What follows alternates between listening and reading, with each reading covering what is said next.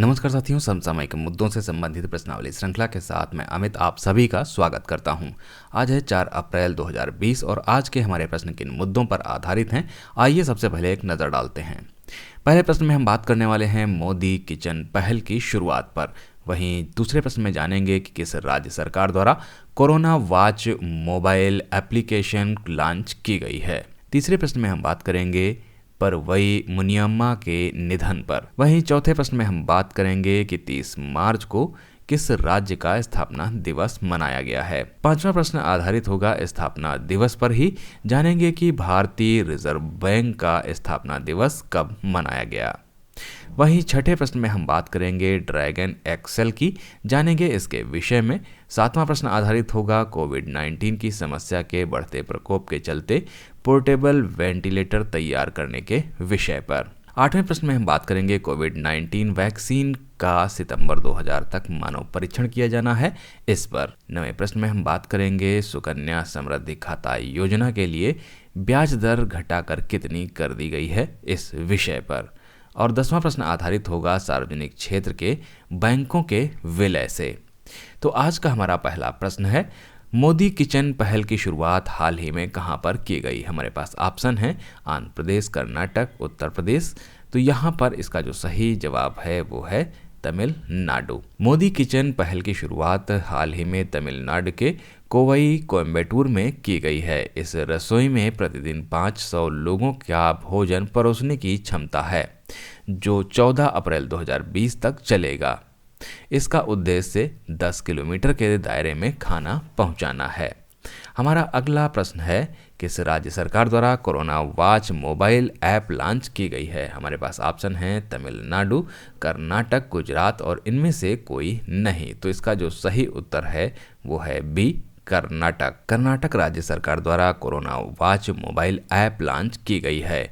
इस mobile application को launch करने का उद्देश्य संक्रमित व्यक्तियों की मूवमेंट को ट्रैक करना है और कोरोना वायरस से फैलने से पहले ही सावधानी बरतनी है। इस ऐप में कोविड-19 से निपटने के लिए सरकार द्वारा चुने गए अस्पतालों की सूची भी शामिल की गई है, जहां इससे संबंधित लक्षण वाले नागरिक टेस्ट के लिए जा सकते हैं। हमारा अगला प्रश्न है, हाल ही में प्रसिद्ध लोक गायिका परवई मुनियम्मा का निधन हो गया। वे किस भाषा की गायिका थीं? हमारे पास ऑप्शन है तेलुगु, तमिल, मराठी और गुजराती। तो यहाँ पर इसका जो सही उत्तर है वो है तमिल।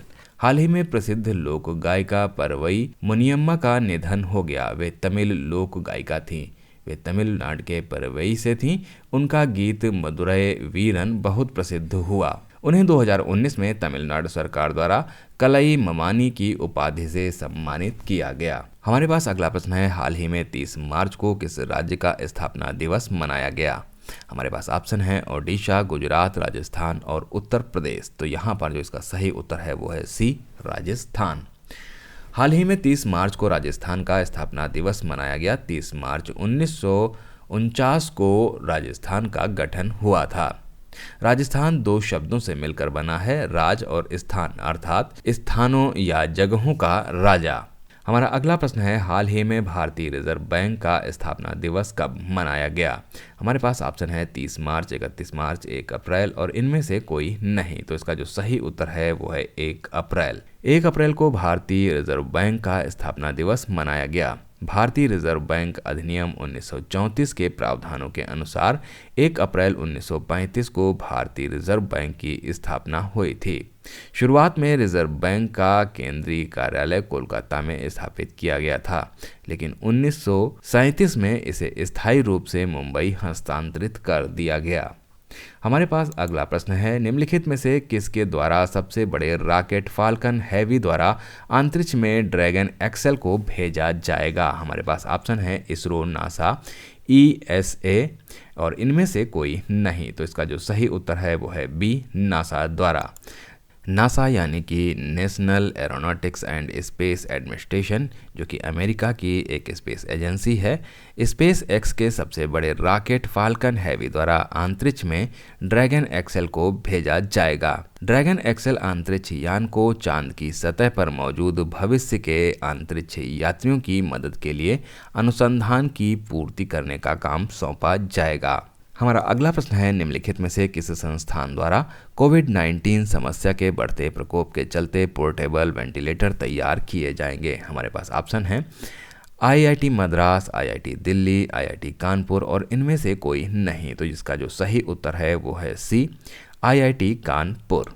आईआईटी कानपुर द्वारा कोविड-19 की समस्या के बढ़ते प्रकोप के चलते पोर्टेबल वेंटिलेटर तैयार किए जाएंगे। पोर्टेबल वेंटिलेटर कोविड-19 के मरीजों के लिए एक बहुत ही महत्वपूर्ण चिकित्सा उपकरण है, विशेषकर उनके लिए जो वृद्ध हैं और वायरस उनके लिए घातक हो सकता है। हमारा अगला प्रश्न है, किस देश की कंपनी द्वारा कोविड-19 वैक्सीन का चयन किया गया जो सितंबर 2020 तक मानव परीक्षण के लिए उपलब्ध होगी? हमारे पास ऑप्शन है इटली, अमेरिका, चीन और इनमें से कोई नहीं। तो इसका सही उत्तर है वो है बी, अमेरिका। अमेरिकी कंपनी जॉनसन एंड जॉनसन द्वारा कोविड-19 वैक्सीन का चयन किया गया है जो सितंबर 2020 तक मानव परीक्षणों के लिए उपलब्ध होगी। जॉनसन एंड जॉनसन के अनुसार एक फार्मास्यूटिकल कंपनी ने अमेरिकी सरकार के biological advance research and development authority के साथ समझौते पर हस्ताक्षर किए हैं, जो इस प्रयास में है कि $1 अरब का निवेश करेगा।